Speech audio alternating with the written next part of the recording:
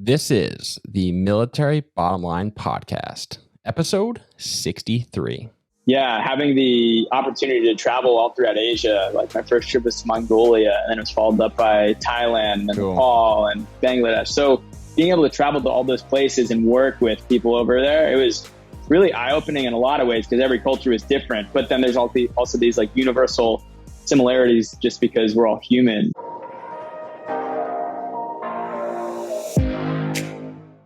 Welcome to the Military Bottom Line Podcast, where we learn from veterans and those currently serving how to make the most out of a military contract. We're here to motivate, inspire, and help you leverage your service to positively impact you professionally, personally, and financially during your military career and beyond. What's going on, everybody? Thanks again for tuning in this week. Stoked for you guys to come here and tune in, hear Pete's story. I've been busy doing some work, doing some things, trying to figure out how to buy another rental property. And then I'm also applying for the VRE, which is Veteran Rehabilitation and Employment Program. So that's a program that I'm looking forward to sharing with you guys once I kind of like know a little bit more about it and can share with you guys my experience via YouTube. I will keep you guys posted on how that program's going for me. And for this week, I kind of want to start adding these little, like, what's this week's bottom line based on either what I'm learning or maybe what the guests and I talked about. And this week's bottom line is always be looking for a more optimal, more efficient way to get where you want to go, rather than doing things that might just be spinning your tires. Pete's got an incredible story about how his experience in Special Forces has ultimately shaped his future and the path he's on now. So listen to his story. He's got tons of wisdom, tons of experience and insight. So hopefully you guys will gain some value. What's going on, Pete? Thanks for joining me, man. Yeah, absolutely. Thanks for having me. This is great. Yeah, I love what you're doing. It's pretty awesome. The whole podcast is great. Thanks, dude. Thanks, man. I appreciate that. I know we were putting in touch via Casey. We were talking about service to schools. She sent me over your Instagram link, and I'm like looking at your pictures like, dude, this guy's got an amazing life. Climbing Denali, doing some crazy things, transitioning into medical school. So I'm excited to hear your story and kind of like how it started and how you found yourself in the military in the first place. So I'd kind of love to hear a little bit of your background and. Totally. Why.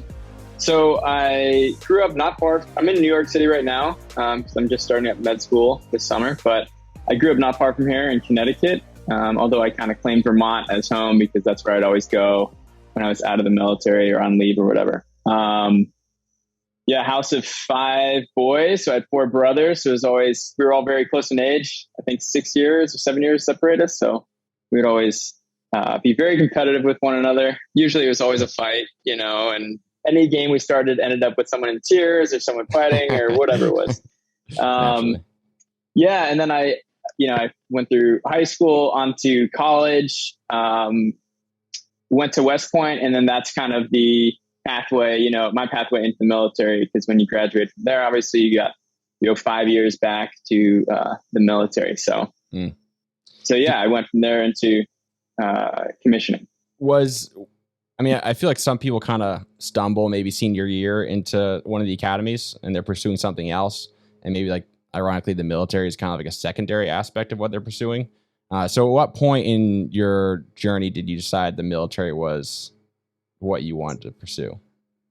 Yeah. So it's kind of funny.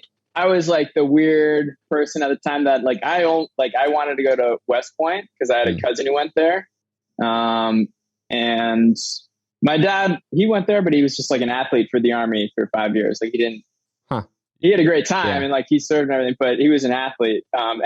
So he wasn't in when we were growing up. So I didn't really know anything about the military from him. It was more my cousin who was at West Point. So I looked up to him. He was the oldest, cousin. And so we kind of, he was like a mentor to us a bit. Gotcha.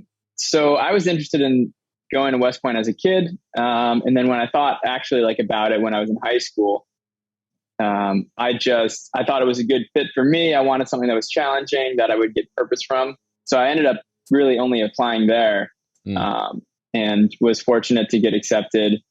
So it wasn't really a secondary. I guess the military, I wasn't even really thinking about a ton of the time. It's more like I knew this was a good school, and the people I had met when I was younger and then a little bit older as well, like in high school, that were there, I, respected, or I thought they were good people. So I thought, oh, this would be a good place for me to go. It helped me develop and grow from just kind of like the challenges that I might face there. So yeah, that was why I went there. That's awesome. I'm curious because a lot of people, they won't just apply to one college, like they'll apply to a pretty long list of colleges. So were you that confident that you'd be accepted, or were you like, did you have a plan B?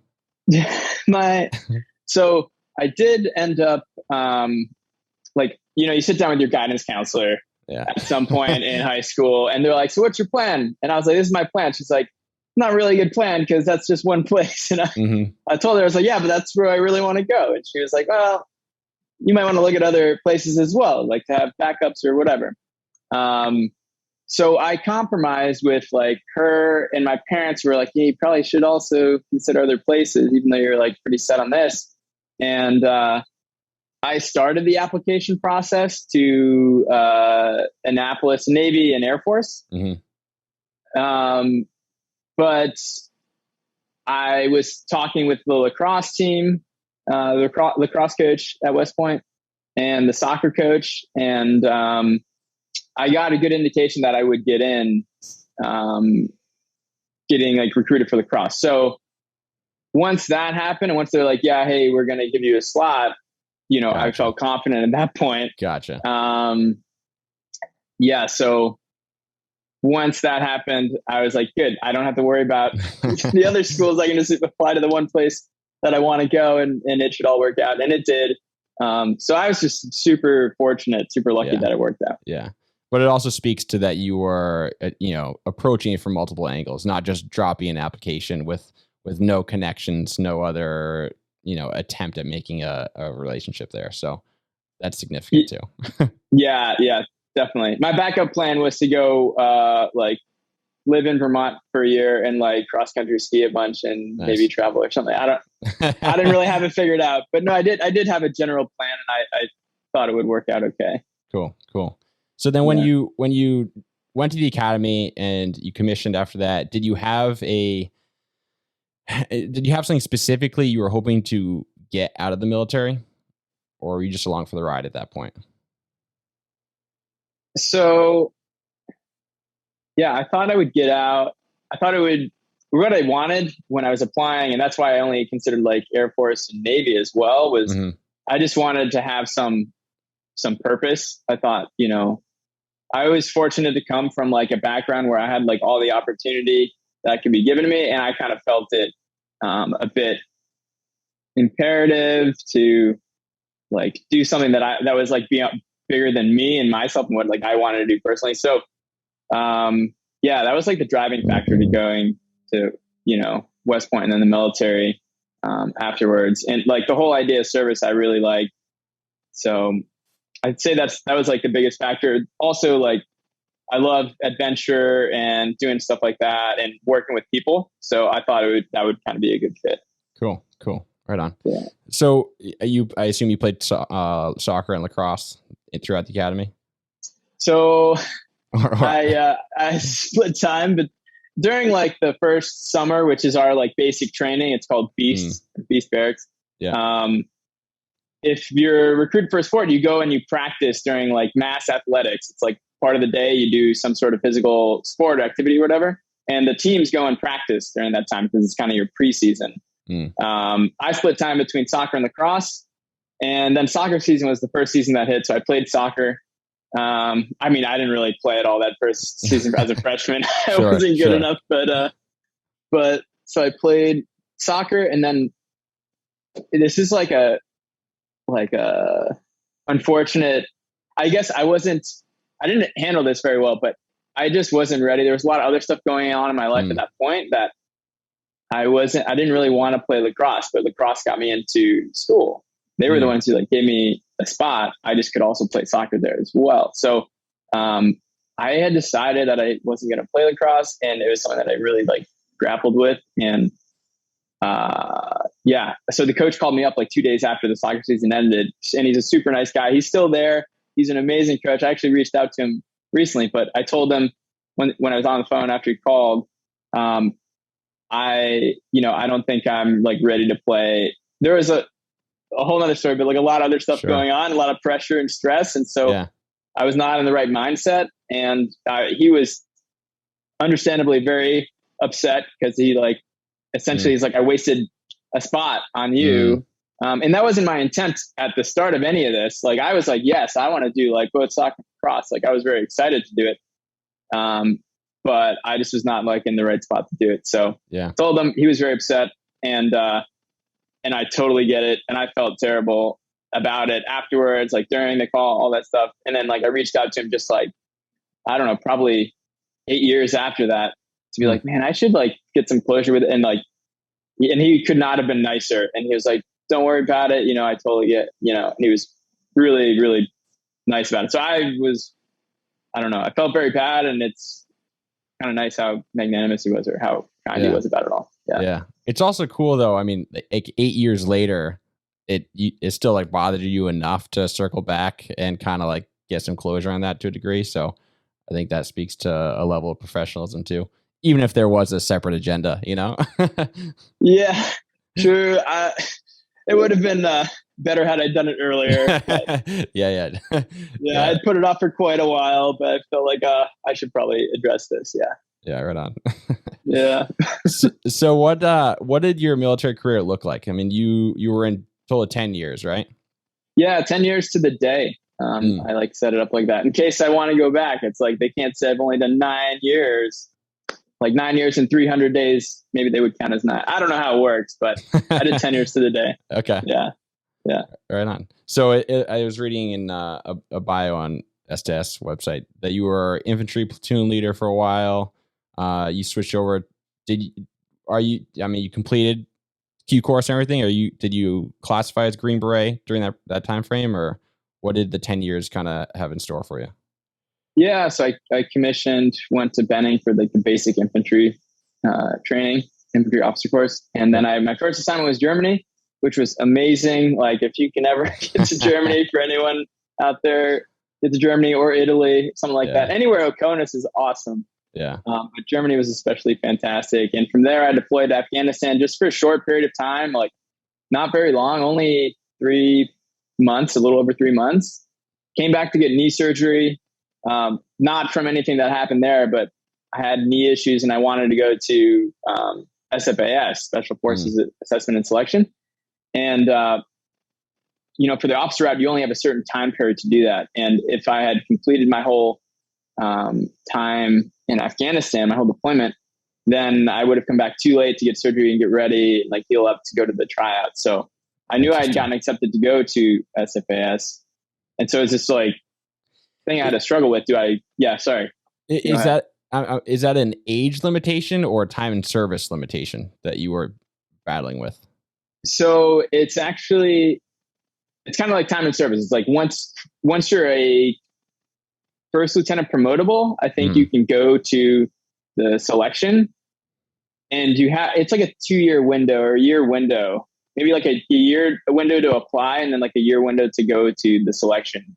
Gotcha. Once you're after that, you can't go. They did change it a little bit once I was actually in SF, but this was after like I only had a small window to go. Gotcha. And if I understand correctly, it's a factor of not wanting somebody new to Special Forces that's a higher rank, where they kind of like walk in as a higher rank and like think that rank has a significant role, even though you're the new guy. Is there why you have to do some time up front before you can go? Yeah.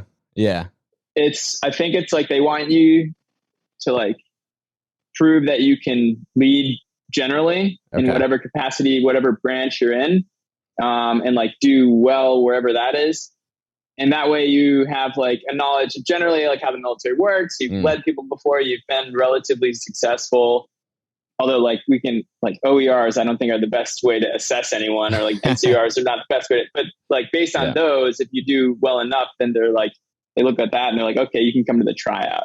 And then, so they want like a level of maturity, which they usually get. Sometimes they don't get, but like, that's what they screen for. And then, in like past performance. And then that kind of informs, if they're going to select you to go to the actual selection. Gotcha. Yeah. Okay. So because of your time limitations, you left your deployment early to get your knee surgery to then allow you sufficient time to recover prior to this assessment? Yeah, exactly. It was a very short window. Did you have to leave your whole team didn't leave Afghanistan, right? Like you left on your own? Yeah.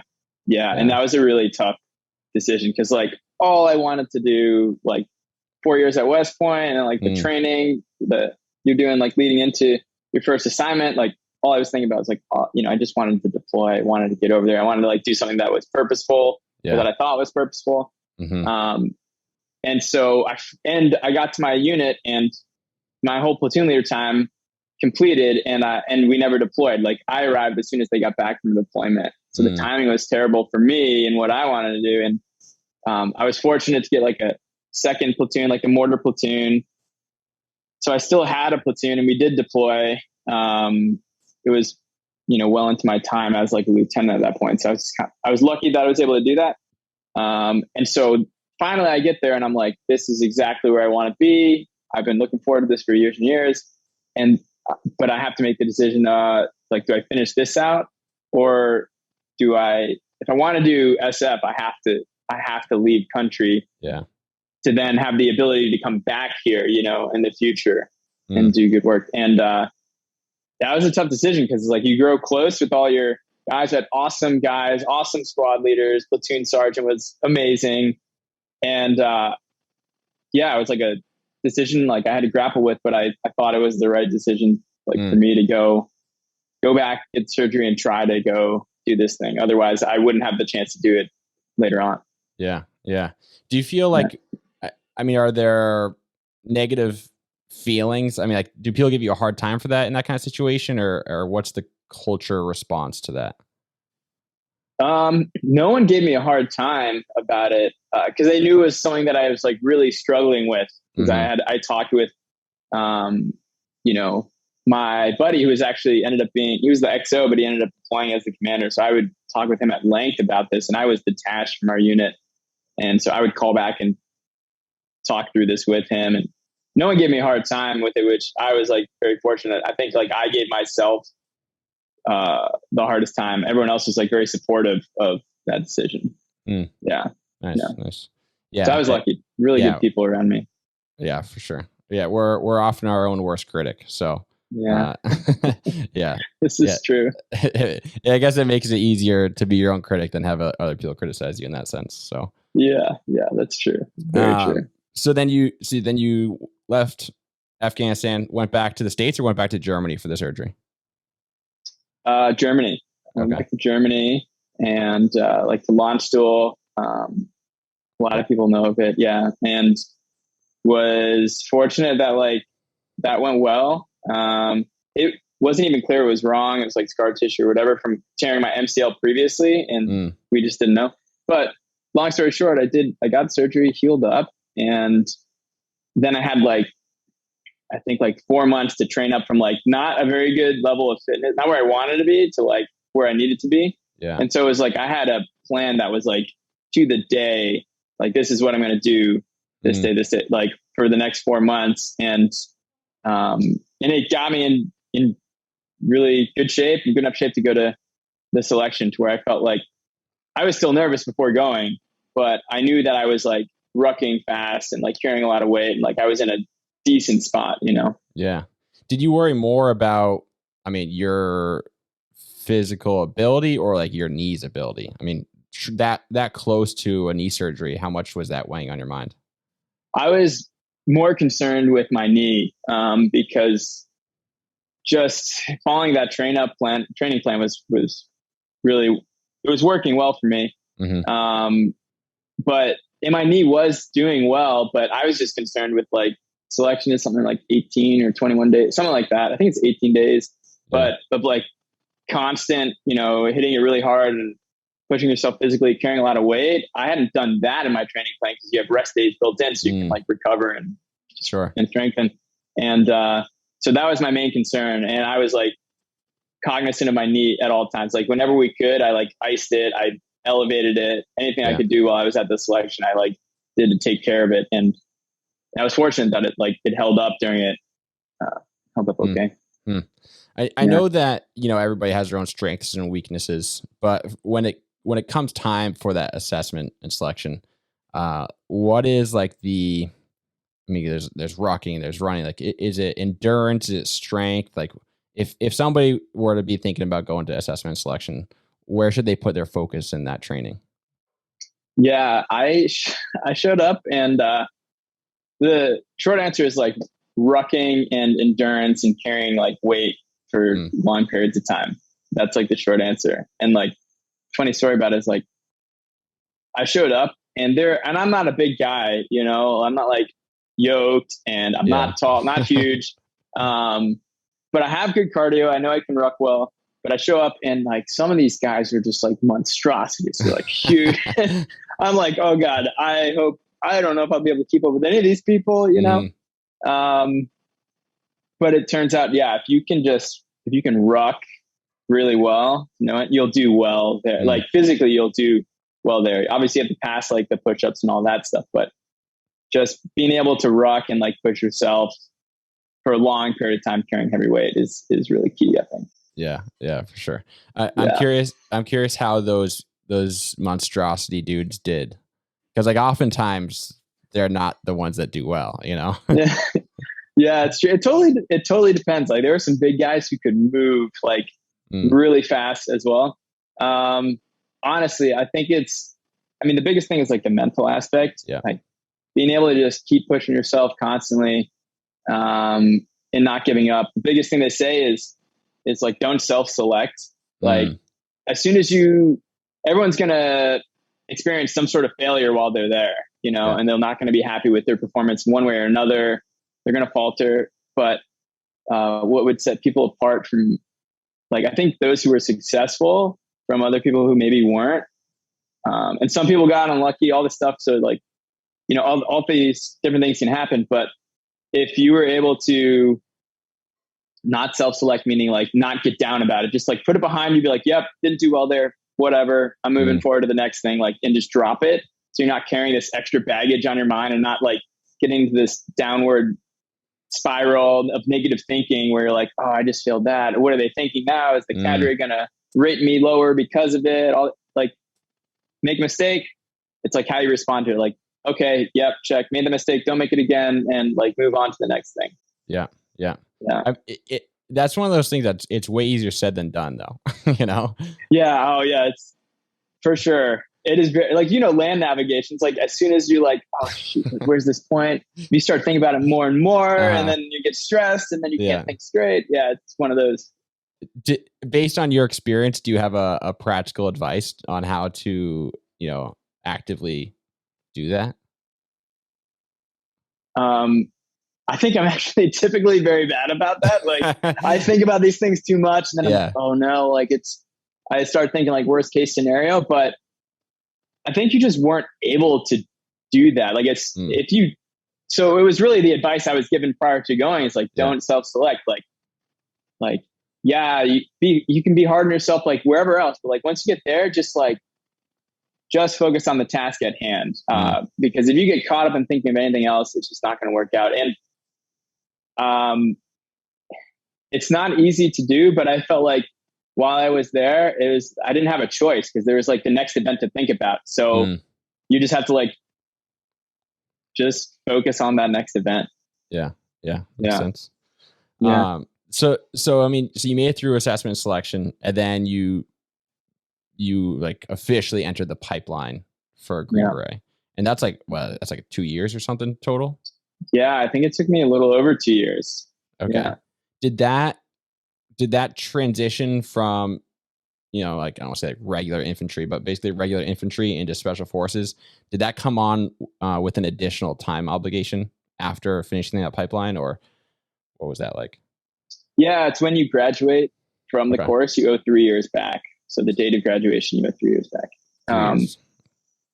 Yeah, I think it's the date of graduation, or maybe it's the date you get to your next assignment. It's something like that. But it's 3 years upon completion of the course. Although it's this weird thing, if you're in the course and you fail out, you owe 3 days to every day you're in the training. So it's this weird thing where you could fail out like right before graduating, and then you're essentially at 2 years. So you would owe 6 years back if you didn't graduate. But if you finished it and graduated, you would owe 3 years back. So this is weird thing. I don't know if people got held to that or not. I'm not sure. But it's written that way. Yeah, I've never heard that. That's super bizarre and kind of like a dark cloud that would hang over your head if you quit. You know, like I get screwed. I got to commit more time doing something I don't necessarily want to do. Yes. It is a cloud that's like definitely hanging over your head. And it's really, the course was really stressful at times. Cause you can fail different portions of the course. And you could also get just straight kicked out of the course. And then also if you just decided for whatever reason, cause there were some people who decided like well into the course that it wasn't for them. So I don't know if they had like 4 or 5 years they owed back at that point. Wow. I'm not sure. Wow. But a lot of people fail different portions of the course. I failed, I had to redo part of the 18 Alpha course, part of the officer portion of the course, which is like 4 months long. And that was really hard to swallow. It was good they made me recycle that portion of the course. And looking back, I'm glad they did. But it was also really scary because this was like my dream and goal to do this. And I was like, shoot, they're telling me I'm not up for it right now. You know, I need to really rethink things and get better at this. So it worked out, and I'm glad they did recycle me. I think it definitely helped me refocus on what was important leadership wise. Yeah, absolutely. Yeah. I mean, not every pass fail is a matter of metrics. Did you make the clock? You're evaluated on your peers and on your leaders, and they can basically say we don't like you quite enough, so we're going to put you through again. Yeah, totally. A lot of the reason why people fail, at least the officer portion, is interpersonal, skills or interpersonal issues. I made a terrible, just tactical decision, and that was kind of influenced by interpersonal stuff going on. But yeah, like you said, it's not a defined metric. It's just if the cadre was yeah, I think this person did do well on this. There is a rubric and stuff, sure, for when you're being evaluated in a leadership position. But a lot of it is, they're looking at interpersonal stuff. So at this point in your career, you're signing on for the possibility or, the guarantee of more obligation towards the Army in a contract. Did you have in your mind that you were going to do 20 years during that time? No, it was more what are my goals? And SF was a goal of mine. I probably should have, it would probably be good. This is not good advice to just be base it on I want to do this one thing and this one thing. That's probably not the best advice if you want to have a military career. So I would say if you're out there, have a better plan. I have friends who have it very planned out in terms of what they want to do, or at least different options. I kind of was more, it'll all work out. This is something I'm really interested in. If it doesn't work out, then I'll probably get out of the military. If SF didn't work out. Yeah. But I wasn't leaning towards doing 20 years. I didn't know what SF was going to hold, and really didn't know what it was going to be after the first year or two or whatever. So I was just kind of telling myself, I'm going to go and be a team leader wherever, and then I'll figure it out from there. If it seems it'll be really interesting and I want to stay in because of the next position, then I'll stay in. If not, then I'll pursue something else. Yeah. Cool. So it was more of a bucket list thing for you at that point. Not even in regards to what you wanted for a military career, but it's I just want to do SF and see what it's like. Yeah. Yeah. Which pretty I think much is I want to do this one thing. I know for sure. Yeah. And I think that's probably way more common than people consider. Cause I know a lot of guys like that. I just want to do it, accomplish it, see what it's like, and then I'll go from there. So, yeah, that's very, very true. I would say. How did your time in the SF community compare to, time before that as an infantry platoon leader? I mean, are they black and white kind of thing, or are they pretty similar? I would say they're very different. Yeah, they're very, very different because as a infantry platoon leader, it's like you're a unit of 40. At that time, it was all guys. Now it's like guys and girls. So like unit of 40 guys and girls or whoever. And then your SF is like a team of 12, 12 if you're lucky. Like we never had 12 on our team. We were usually all the teams, like we were around, it was hard to have 12. Yeah. So that's very different. And then the mission set is totally different. And SF, you're like really like your teachers, wherever you go. If you go to like a combat rotation, you're teaching and collaborating, working with the local force over there, the ANA or AMP or whoever, or wherever you are, you're working with like that local force. In the infantry, it's more like your mission is like to be like the ground pounders, and like it's not as like niche or specific or surgical as like SF would be. And really SF, you're like a teacher in whatever capacity, whatever you want to like teach them on. So very, very different mission sets and very different cultures as well. Okay. Did you like one more than the other? I loved I really liked my time in SF. Nothing against like the infantry. I had a great time in the infantry, and I had like some amazing guys in the infantry, peers, superiors, subordinate, like whatever. There's everyone.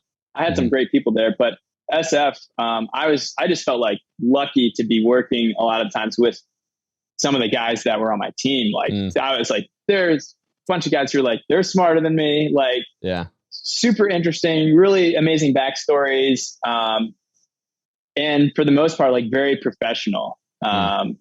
So yeah, it was just very different, but I loved my time in SF and being able, like, I love working with different cultures, and that's like your bread and butter in SF. And, having the opportunity to travel all throughout Asia. Like my first trip was to Mongolia, and then it was followed up by Thailand and Nepal and Bangladesh. So being able to travel to all those places and work with people over there, it was really eye-opening in a lot of ways, because every culture is different. But then there's also these like universal similarities just because we're all human. So it's just, it was great. I had a fantastic time doing that. I wish I could have traveled like consistently the entire 3 years. Yeah. I know, I mean, in the SF community, when you're, like you said, in a smaller team, you are doing a lot more like kind of, I don't know, like micro deployments. So you're getting a lot more traveling, and maybe you're not gone for a year, but you're going to a lot of different places, a lot of different times. And so you said you were primarily you were in Asia as you were in SF? Yeah. So I was stationed in Okinawa, Japan, and SF has 5 groups. Each one is geographically focused. So my first group was Asia, focused all in Asia, and one battalion out of like the 4 battalions, was the one I was in, was stationed in Okinawa. So we were sent to do all they're called JSETs, but the training deployments throughout Asia. Okay. Yeah. Did you, I mean, I know, like, I got a buddy in MARSOC that he's, not in the region that he wants to be in based on like the deployments he was hoping for. So is that something that you similarly were dealing with? Like, are people excited to be in Asia when most of the conflict, at the time was in Afghanistan, Syria kind of stuff? Like, what's that dynamic like? That's a really good question. And like a big deal during the course, the Q course, the qualification course, is when you find out where you're going. And I didn't know it at the time, but like if you go to Okinawa, you're not doing combat rotations pretty much. Yeah. And that was the whole reason why I wanted to go SF, and like why pretty much everyone wanted to go, was to do that stuff. Not the whole reason, but like you're looking forward to serving in that capacity, right? And so you're looking forward to the combat rotation. And for me, I never saw combat when I was in the infantry either. On my 3 months in Afghanistan, even though we were out doing things, never got shot at or anything like that. And I almost like, for the longest time, I've had this like imposter syndrome. Like I have this feeling like everyone else around me has done this, gone deployed, like seen stuff, and like I haven't. And so that was something that like I carried with me for a long time. And getting stationed in Okinawa, when I found out that like we didn't do any combat rotations was certainly like a big hit in terms of what I was looking forward to. Yeah. But like I had an amazing time over there because I still felt like we did some really great work with the people, like wherever we traveled to, Mongolia, Nepal, Bangladesh, like some great work over there. And it actually was like, those things are like what influenced me, experiences that I had, not on a combat rotation, but on these training deployments are what like led me into like my next path. And so I feel really fortunate that this all happened. But it's something I struggled with, and it's something that a lot of people struggle with. Like, to answer your questions, like going to Okinawa and not doing the combat rotations, at least for first group, is a big a downer for a lot of people. Yeah. I mean, I've gotten that impression a lot, and I think like you're saying, and that we'll continue to talk about, is like it's so critical to not like dwell on that disappointment. Like, okay, like now I'm going to Okinawa. I'm never going to see combat. Like I got 3 years and I'm in Okinawa 3 years. Like that's it. That's my chance. And like, instead of spending those 3 years, like bitter about it, you kind of like opened your eyes and took advantage of the opportunities that did exist with that assignment. And so like, talk about that a little bit and the kind of how that ultimately redirected, your future. Yeah. I can't say that I was like, that I had the best outlook about it initially, because you go through, you have this like image in your mind of like, this is what you think you'll be doing. And a lot of times if you go anywhere else with like SF, it fits within that general image in some way. But going to Okinawa, like the whole combat thing, you do get like a lot of the SF, like mission set, like working with locals and stuff like that, and indigenous forces. So that's great. But you're like, it doesn't really fit into the image that you had initially seen for yourself. Mostly the Hollywood images, or I mean, is that kind of like flowing long hair? No, yeah. The 12 strong riding on a horse, like shooting your way. Yeah, exactly. But no, like like you think, okay, I'm going to be in like a rural area in like some valley in Afghanistan or Syria or wherever, and like working with the locals there and the village elders and stuff like that, and we're going to come up with a great plan.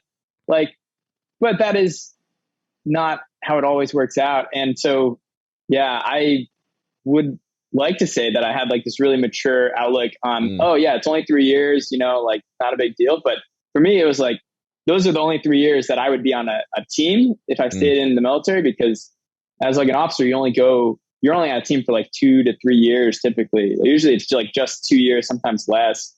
So after that, it was like, I'm going to like desk work. So it doesn't matter if I do a deployment, I'm not doing a deployment on the ground. I'm doing deployment back in like the office. Like I'll be in a talk somewhere, like the operations center.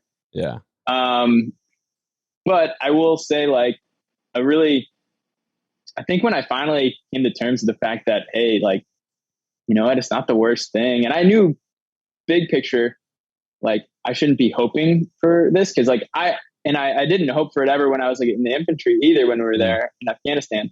But like, because I didn't want my like guys or any of my platoon or who I was working with to be in danger. And I knew it was like a totally selfish thing. So I was like, I would use that to like remind myself, okay, like it's fine, but still deep down, like I wanted selfishly to see combat. Absolutely. Yeah. So I guess when I did finally like start to understand and realize that it's not like the be all end all, and it's totally fine that I didn't see combat, was like when I got a text from one of my other buddies who's in SA, he was in 10th group in Colorado, and another one who was a teammate back at West Point on the soccer team. One of the guys I went through the Q course with, who was also a teammate, I got a text and he had just been killed, from an IED in Afghanistan. And so, and then that got me thinking a little bit harder about, like, should I really want to go there? Like this, like his death, like affected a lot of people, especially as, he was newly married at the time, and like his family and all this stuff. And, I think that kind of put things a bit more into perspective, because we weren't like super, super close, but we were friends, and we were on the soccer team together for a bit. And then went through the Q course together as well. And it's just an amazing guy. And so to experience that and like know that happened helped me like really come to grips with like it's, I shouldn't be like hoping for this thing. And I'm just glad that I'm serving in this way, you know? Yeah. I mean, it's definitely tough. It's like, it's part of while you're like inundated in the culture, you know, it's like what you want, you know? And, right. Like I know when I left active duty, like it bothered me for a while that like I never like felt like I did anything, you know. But the farther out you are, the more like it kind of fades, and the more you like, kind of like, I don't know, like at this point, I'm grateful for the experiences I had, and also grateful for the experiences I didn't have, you know. So it's kind of like it's difficult at the time, like for sure when you're dealing with it, but. Definitely. You have a much more mature outlook on it than I like had for the longest time. I've been out longer though. So yeah. But yeah, no, I hear you. So, so I'm sorry to hear about that loss. That's tough. Yeah. He's an amazing guy. Yeah. So then within your deployments in Asia, I talk about your time in Nepal, which sounds like it was a pretty significant trip for you and kind of like determining your future and what you're doing now. Yeah, definitely. So I was fortunate that I was on the mountain team. Each like special forces company has different teams. And so I was on the mountain team. So we got sent to like mountainous areas typically. Sometimes we got sent to Bangladesh, like no mountains, at least like very few mountains. But in Nepal, we went a couple times for training, and on one of them, one of my medics and I, and he's like a good friend of mine, we went on a hike on like a day off, and we got up to this remote mountain town, and we realized like, oh, we didn't really have that much to eat this morning. We're pretty hungry. Like, let's find a place to eat. It's like we walked by a wall that had a menu painted on it. And we were like, I don't know, it might be open. Let's try it out. How'd you know it was a menu? Could you read it, or just like they had pictures? They had things in English. So it was like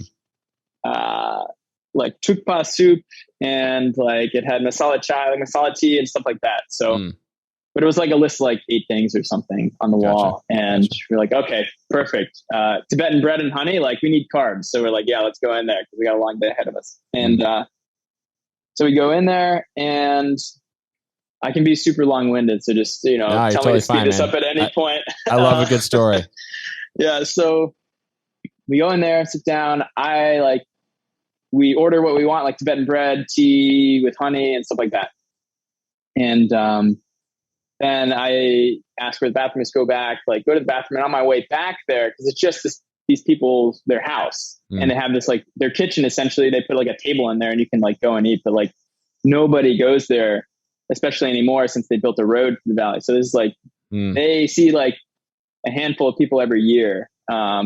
So on the way back to go to the bathroom, I see this guy, and he's sitting on this like old, wooden platform, a bed, and he's got a cast, and he's got some crutches next to him, or a bandage. And on my way back, so I say hi to him, and on my way back, I stop and I ask him like, "Oh, what happened? Like, are you okay?" And he tells me this like quick story about how he like fell and broke his leg, and then somehow it got infected, because I could see his bandage, and it was oozing, and he had this poultice on the end of his foot. But that was oozing as well. It was infected and did not look good. And so he told me about this a little bit. And, in my mind, I was like, awesome. Like I got keto, like I got my buddy here. He's like amazing guy. He can come and like treat him maybe. So I end up going back telling my medic, hey, you want to take a look at this guy? Like, it looks like he could use some help. Like, I think we could probably help him, but I don't know. Let me know what you think. He goes back, takes a look at him, and he says, well, yeah, we can go back and like get antibiotics and get a whole debridement kit, but like his leg is not doing well. It's like really infected. He's like, but yeah, we can go down and get our stuff and come back. So we couldn't do anything immediately. It wouldn't have affected him. And so we continued on exploring a little bit. Then we went back down, gathered our stuff, came back, and it was like nighttime by the time we got back. And my medic ended up sitting down like with the headlamp essentially and like debriding this guy's leg, like cutting away the bandage. And it was just all this just nasty oozing bandage, and got rid of it. Cut away all of the dead tissue on his leg, and he tried to do a nerve block. He wasn't able to get it. So he was just doing this, and the guy, didn't have any sort of like anesthesia or anything like that. So he's cutting this away, cleaned it all up, and he actually applied. I thought this was fascinating. I didn't know that you could do this, but like honey has antibacterial and like antiseptic properties, and it's really good for burn wounds. And this guy's leg had gotten burned, and that's why then it got infected. So it was broken. It was burned by a local doctor who wasn't providing the greatest care. And once it got burned, it wasn't healing well. And so that's why it got infected. So honey's great for that. So the same honey that we had that morning on our Tibetan bread, he used that and just applied it all once it was debrided to his leg, and then bandaged it up. And we gave them a bunch of other supplies and showed his wife how she could change the bandage and everything every like week or two, so that they could do that while we were gone doing our final like foam landing exercise while we were out there. So essentially keto like saved this guy's leg, if not more. And it was just really like miraculous that this was able to happen. And it ended up being like the catalyzing event for me to figure out what I wanted to do afterwards. Yeah.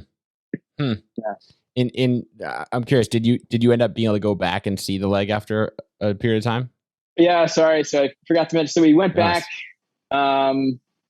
We did that, checked up on him like a week or two later once we were done with our final exercise, and he was already doing like better. He was very happy, like really happy to see us.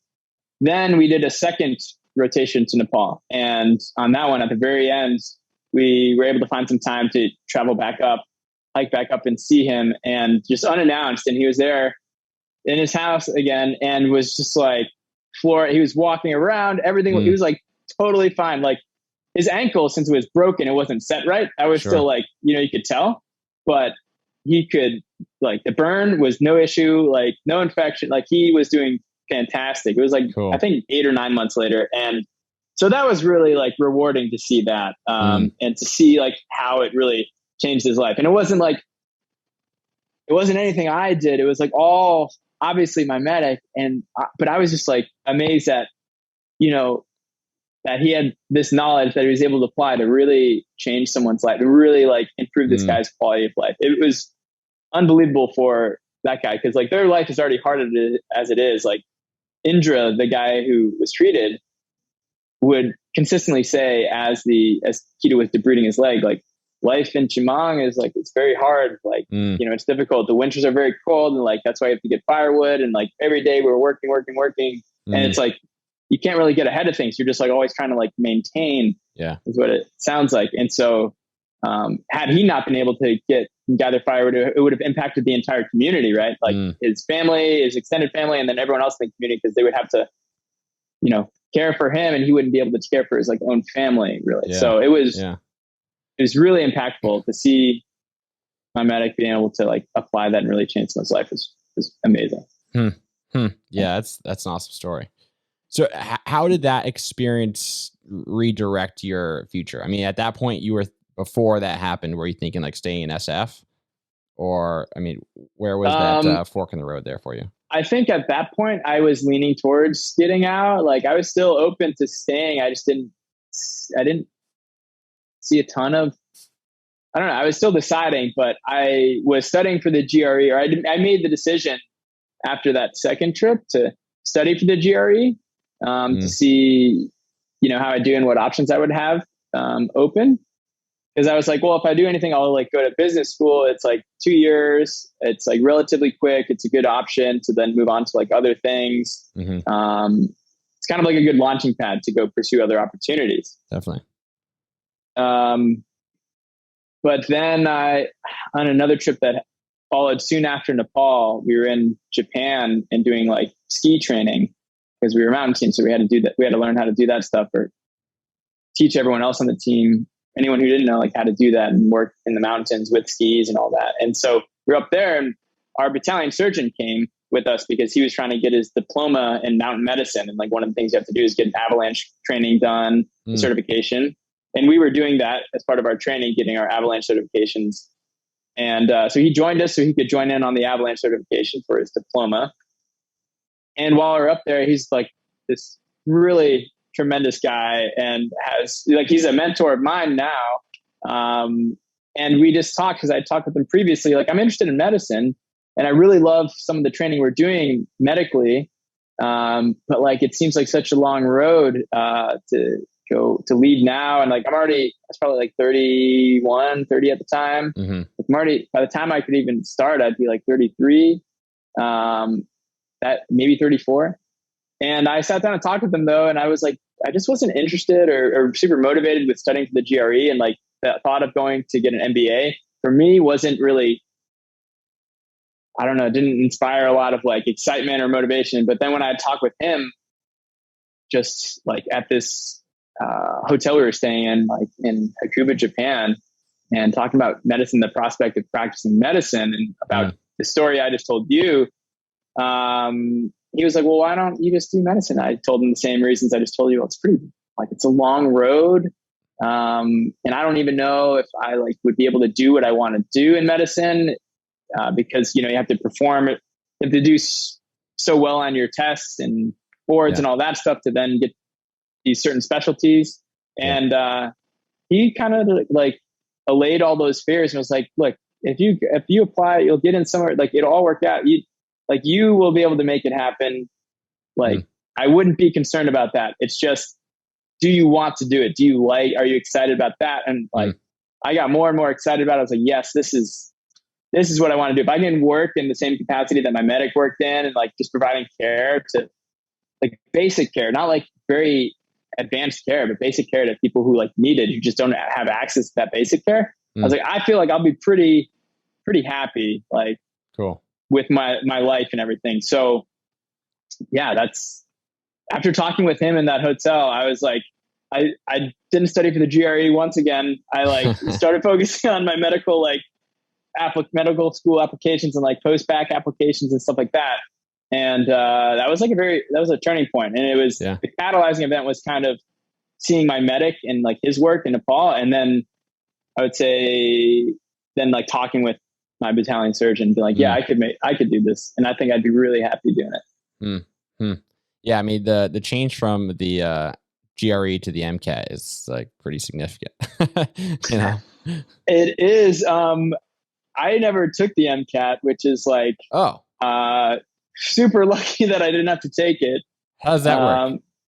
So there's like one school, at least that I'm aware of, and like all my like buddies that I've talked with are aware of, that waives the MCAT for like if you're coming from the military. It's like the only like pathway. There is like another one maybe, but essentially Mount Sinai in New York City, the Icahn School of Medicine, has this pathway that's very recent where they accept active duty personnel who want to get into medicine, and they waive the MCAT and they waive a lot of the prereqs that you typically need for medical school. Wow. And you just need to have like a year of biology, a year of chemistry, a year of physics, and like a statistics course. And like, you don't need like organic chemistry or a bunch of the other typical prereqs you need in like a pre-med program. So yeah, they waive all those things. And so I never had to take the MCAT. They just base it off of your like undergrad performance and then your like kind of like life experience, and you apply, and then hopefully you get an interview and hopefully you get accepted. And I was fortunate. It all worked out. Like somehow it's probably because not a lot of people know about it. And so there was like less competition. So they would let someone like me get in, but it all worked out for me. So I'm pretty happy about it. Yeah, that's huge. Yeah. So you have to be active duty when you apply. Is that accurate? You do. Yeah. You have to be active duty when you apply. But we're trying to change that. And it's just, I think, a matter of educating the administration on like the fact that some people might have just gotten out of active duty and they're not eligible for it. But this was their plan. It's just now they're doing a post-bac program or they're doing something else. But like, there's plenty of veterans out there who aren't in active duty, but really want to pursue medicine, and they're unable to at this point. And so we're hoping to get that changed. It's tough to get that kind of stuff changed. So we're working on that right now, but it's just active duty at this point. Gotcha. Yeah. I mean, I know, and that's something I wanted to ask you about, because like you said, 33 and just starting medical school.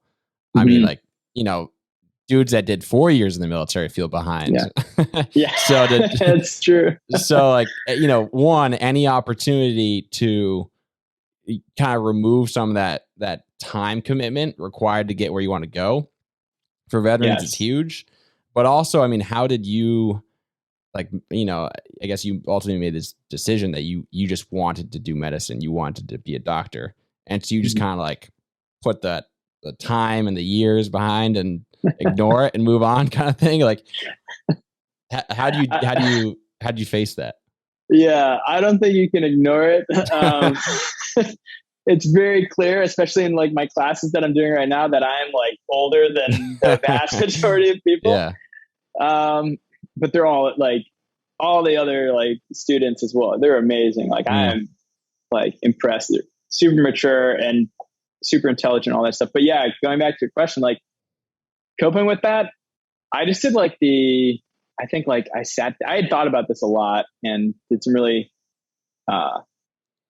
concerted thinking, being okay, I could do this route, the MBA route, or whatever other route, and it would be maybe 3 years until I'm back into the workforce and I'm doing stuff that might be exciting or what I want to do.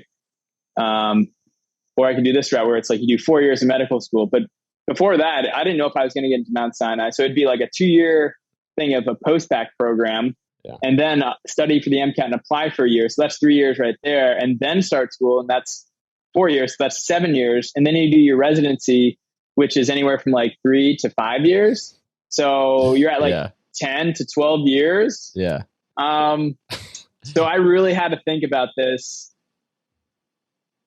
But I was I was just so excited about, I really think I'll enjoy this. And I really think that this is a good way to spend my time. Cause I want to, when I'm 80, if I live that long, I want to be able to look back and be whatever, the 8 years, not a big deal, because all this other time, afterwards, where I was working in this capacity, I felt was really rewarding, and I was able to provide something of value, to society. And so I was just really excited about having that as a possibility of what I could do in the future. And that kind of overruled all the other negative aspects and negative factors. And so many other benefits to medicine that I was considering is you're constantly learning, you're constantly there's always new material, new stuff, new research coming out. So it's you always have to continue to improve, and it keeps you engaged intellectually. You can work anywhere, and you can give back in so many different ways. So those are all those reasons kind of trumped everything else. Yeah. Yeah, absolutely.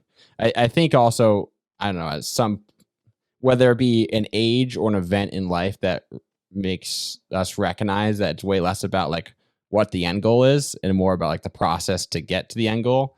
That's also a significant mindset shift that's been huge for me in recent months. So I'm starting to really embrace that the process. It's a long way. So, but I'm enjoying it. It's only been a week or so, 2 weeks, but I'm enjoying it thus far. Awesome, man. Awesome. Yeah.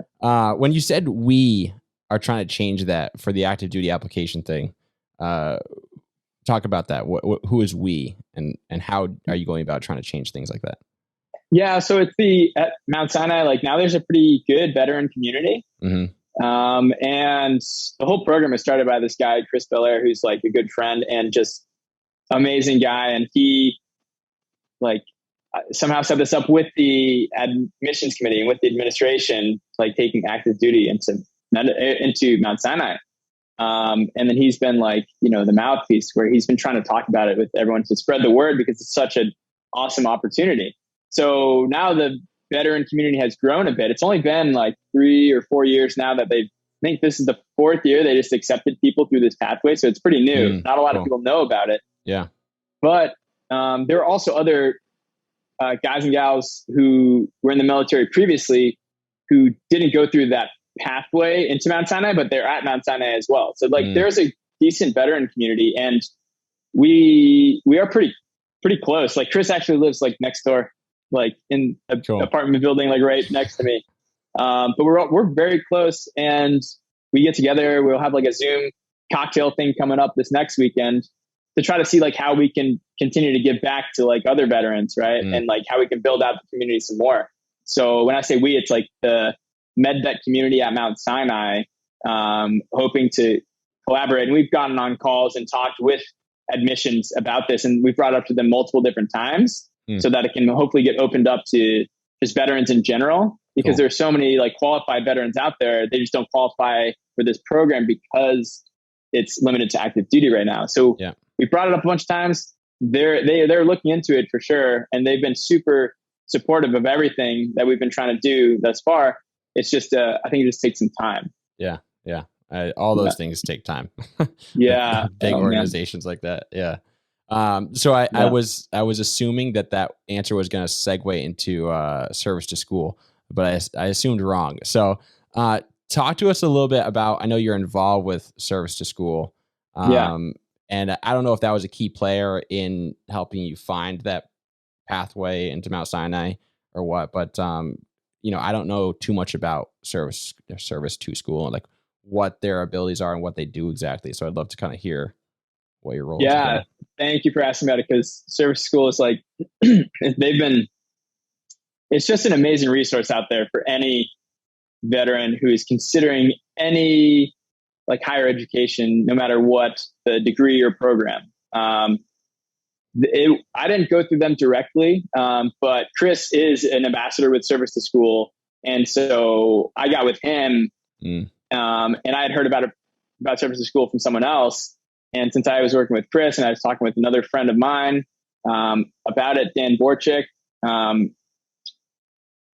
Chris and I kind of like collaborated, and we were like, why like Service to School doesn't have a healthcare arm at this point, but there are a lot of people, veterans or active duty, who are interested in getting into medical school or PA school or like nursing or dentistry, whatever it is. And so we reached out to them and brought this idea to them to like, hey, can we start a healthcare arm? And we'll run it. We'll get it all going. Like we'll reach out and like grow the network and everything like that. And so that's what, it's been one of my focuses over the past year, is to grow that along with Chris and along with everyone else. And so, the mission is like, okay, say you want to go to undergrad, and because you don't have your degree yet and you want to get a bachelor's, you just reach out to Service to School and you sign up. There's like a little entry form. There's a link on the website somewhere. You sign up for support. You put in who you are, like there's a little background information, and you say, this is like what I want to do. I want to get into an undergrad program.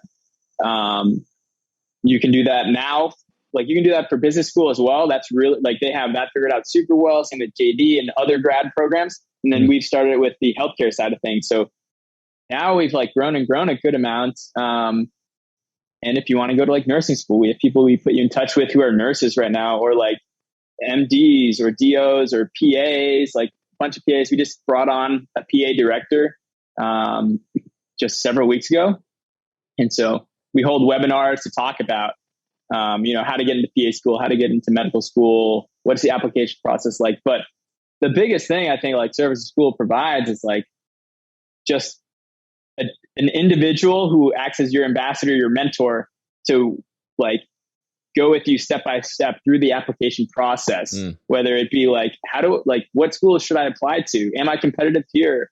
What would you recommend for the coursework I take right now if I'm in community college to get into one of these schools? And then like the essay writing is huge. So having someone who you can like always contact for advice on, hey, does this sound right in my, like this first paragraph, this intro, is it good? Is it like grabbing people's attention? Yeah. Cool. So it's like every aspect of the application process. And it's amazing what a lot of people are able to provide, like mentors to their applicants. Awesome. Yeah. So basically it gives you a mentor who's successfully accomplished whatever you're trying to accomplish, and they help you through that process. Totally. Cool. Yeah. And like the mentors are from all over, like Ivy schools, like all the amazing schools or anywhere and everywhere. And like, you can always find someone to be paired with. So if you're like, you know what, I really want to go to Harvard to get my MBA, there's like somebody for that. Hey, like I've done this, like I'll walk you through it.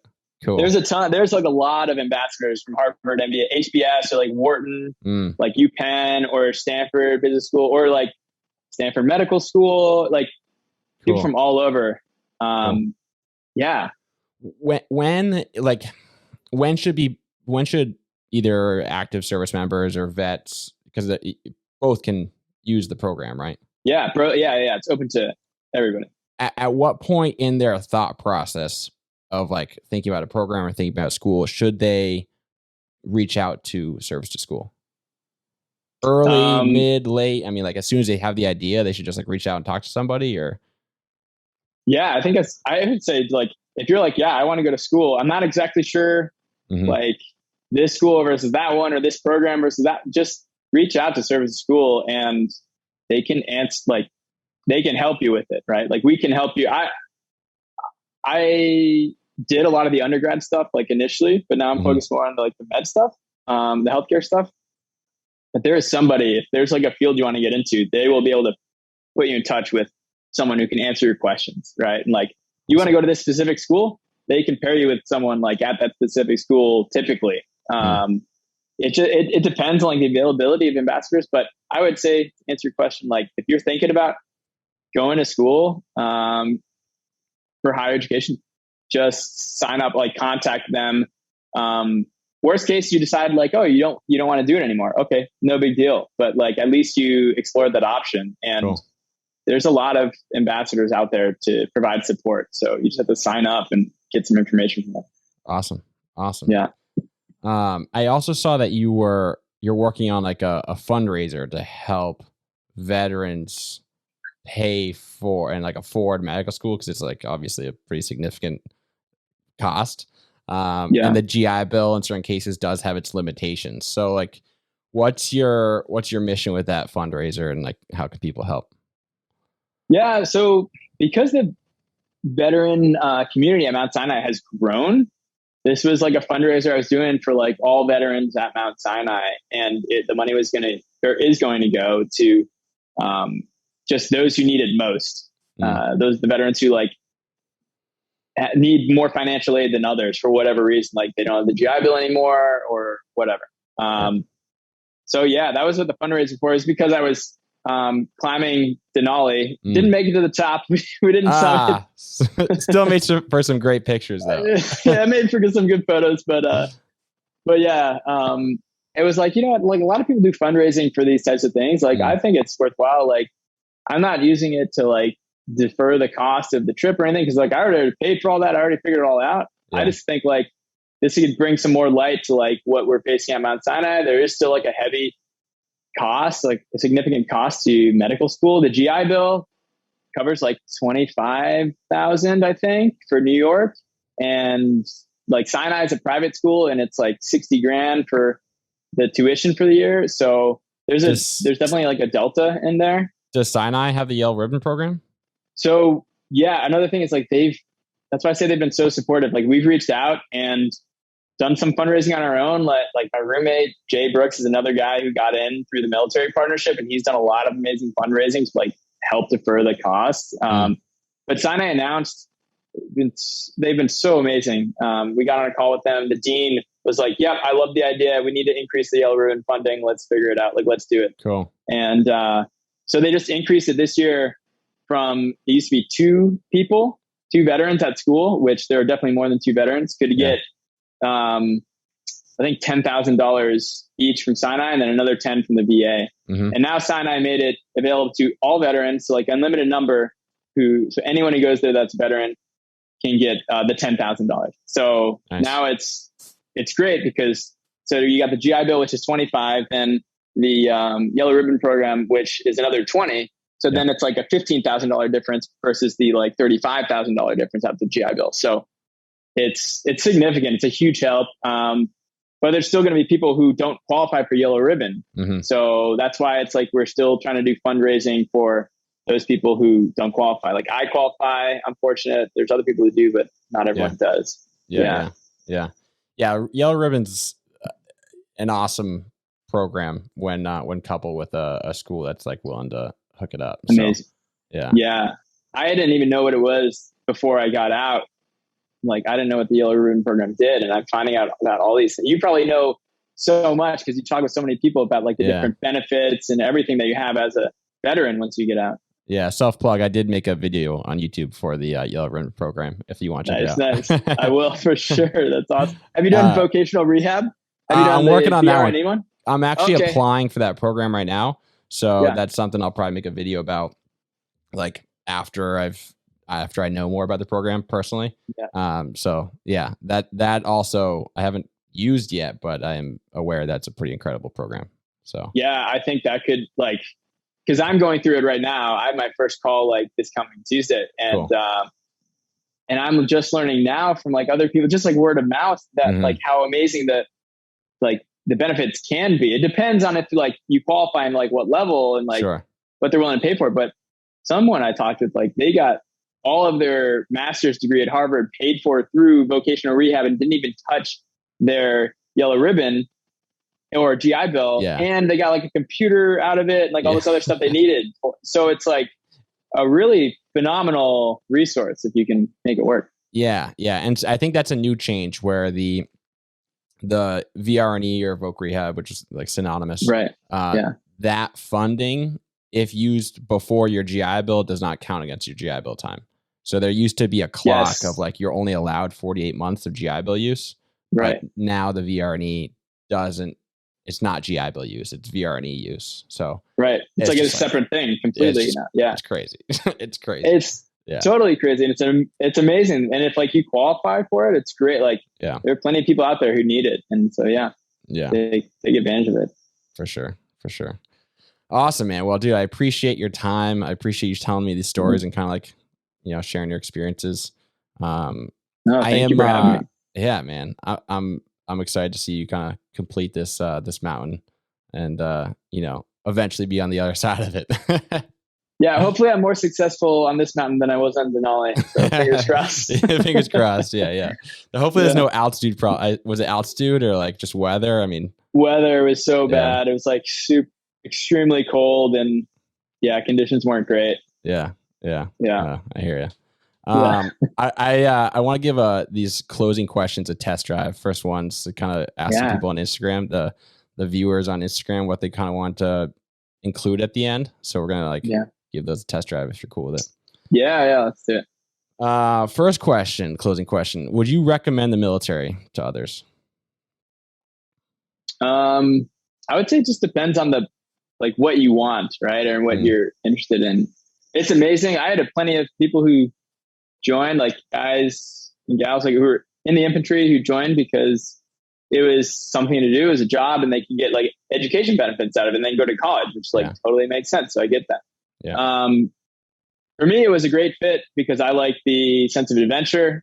And I wanted to have something with where I felt like I had a purpose. So you get a lot of camaraderie in my mind when you join the military, and you really only realize how much camaraderie that is, I think, when you first enter, and then when you leave, because then you become a little bit numb to it. It's a bit like the norm, and you don't realize it. Maybe when you deploy, you do, but it becomes more the norm. When you leave, you really realize how much you appreciated that camaraderie that you had. For sure. Yeah, totally agree. How did you know it was time to get out? And once you got out, what was the hardest part? It's kind of a 2-part question. I knew it was time to get out for me because you were talking about the bucket list stuff. Like I knew I wanted to do SF, and I wanted to be like, if it all worked out, ideally I wanted to be like a team leader, an SF team leader. And that worked out for me, and it was amazing. I had phenomenal time. I was super lucky to work with some amazing people. And I knew it was time to get out when I realized things, I wouldn't be doing any of that stuff on the ground in country X, Y, or Z with a team anymore. You go on in the officer ranks and you move to like being a major and more, and it's just more like desk work and stuff like that. You can still have an impact on the people around you, which is awesome. But for me, my personality, I wanted to move on to like other things. The adventure stuff was kind of finished a little bit. Yeah. And working, like interacting directly with indigenous forces was kind of, coming to a close. Yeah. Yeah. To a degree. What about, I mean, since your transition, which it's been like a year about? Yeah. It's been about a year, a little over. What's been the hardest part for you? I think that the people, like leading the people. I don't know. Yeah, I'm interested, like what your answer is. Mine's like the people, and like I had some amazing relationships, and I still keep up with a lot of them. But there are plenty that like I wish I was still talking to like right now. It's just like keeping up with people once you're so far away, and there's like so many things going on. It's hard, but yeah, the quality of people I had in my last team was great. It was phenomenal. Yeah. What I mean for you is that. Yeah, I mean, people are definitely a significant part of it. I think something that I've realized, like, because I'm almost going through this again, like leaving the guard, is like what's it called, like Stockholm syndrome. It's like the military is great and boosts your confidence in a lot of ways, but simultaneously kind of implants like doubts about like, can you do this on the outside? Like, right. Will you amount to anything? Right. Because they like in a certain sense they kind of hold your hands a lot of the time. Like you have the benefits set up for you. You have like there's a lot of like fail safe. Yeah, definitely. And so it's like make it on your own. There's a Stockholm syndrome. I feel like. Sure. Yeah. But I see that. Yeah. I think the people, like, I mean, it's like it's kind of like up to each person how much they want to stay in touch and how much they do stay in touch. And ultimately, you kind of like remain friends with the people where you were always friends with. Yeah. And the rest become good contacts, kind of thing. Yeah. What do you think separates those who have a smooth transition versus those who don't? I think like having a plan, like knowing what you want to do next. Or even if you don't know what you want to do, like having a plan to like kind of help you figure that out, right? Like a lot of people don't know what they want to do, but they're like, I'm going to go to school because I know that's a good stepping stone. And while I'm there, like I can figure out, like you'll be able to have access to GI Bill a lot of times, whatever it is. And so having a plan, definitely. And if you don't, like having a path to go down that, will lead you towards different opportunities. Definitely. For sure. Yeah, I would agree with that. What is the most influential book you've read? Influential on your life? Okay. Unrelated to like the military, I would just say this one book, Mountains Beyond Mountains. And it's about, it's like in the medical realm, right? It's about this guy who went to like Harvard Medical School and he would do stuff in Haiti and he built out this clinic and then he built out stuff all throughout the world. And he's a huge figure in global health and like the global health world. Cool. And he started this organization, Partners in Health, PIH, and now they do stuff all over the world and in the US as well. But for me personally, reading that was like the first time I had considered medicine, but I didn't really think about it hard at the time. However, I keep going back to like global health being a desire or something I want to pursue in the future. Cool. As a result of that book. Yeah. Cool. I like it. I'll have to check it out. Yeah. Awesome, man. The last question. I don't know if I can keep this question. Do you have a favorite military veteran discount? I think it's actually probably a great question because like I would have this question too. I'm always like wondering, especially when I was in, it's like for me it was like I love the outdoors and like the outdoor gear and stuff. So like Pro Deals was huge for me. Like the shirt I bought with like the Patagonia Pro Deals that we would get my old unit. But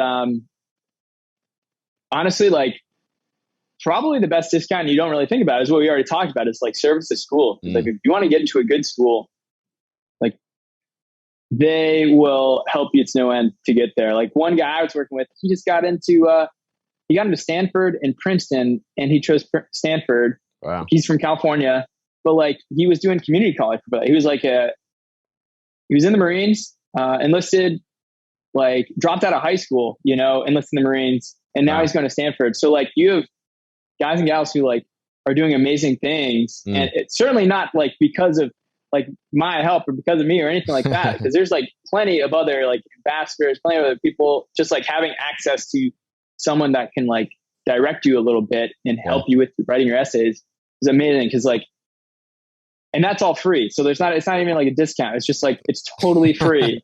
All you have to do is be a veteran or be active. Dude, it doesn't matter. Like be in the military at some point. I cannot say enough good things about Service School. They've helped like thousands of people get into these amazing schools. So I would say that. But if like you're wondering, like for the listeners who are like, what specific like discount can I get?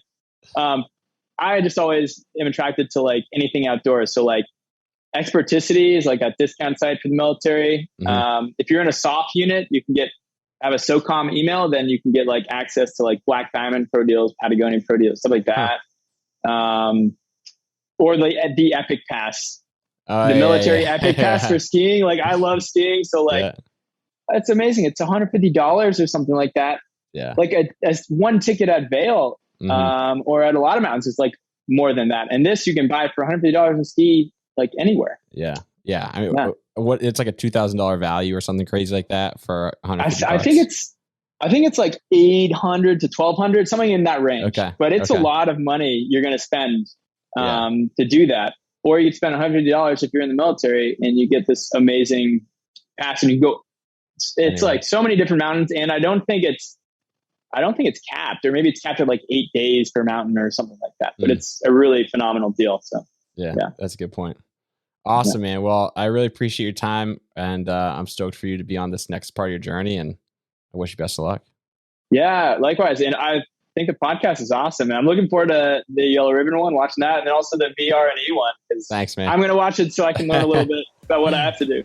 I appreciate that. If anybody has any questions for you or wants to get in touch with you in regards to Service to School, where can they connect with you? Yeah, they can reach out at like just my email, pmcampbell@gmail, or Instagram at pmc1213, or my Service to School email, which is, I think it's s2s.hcp@service2school.org. But I'll send all that stuff. Awesome. Yeah, I'll link them all below. Yeah, please send them. Cool. Send them our way. We've got tons of people to help. Yeah. Thanks so much, man. Jason. I really appreciate the time. Yeah, absolutely. Thank you.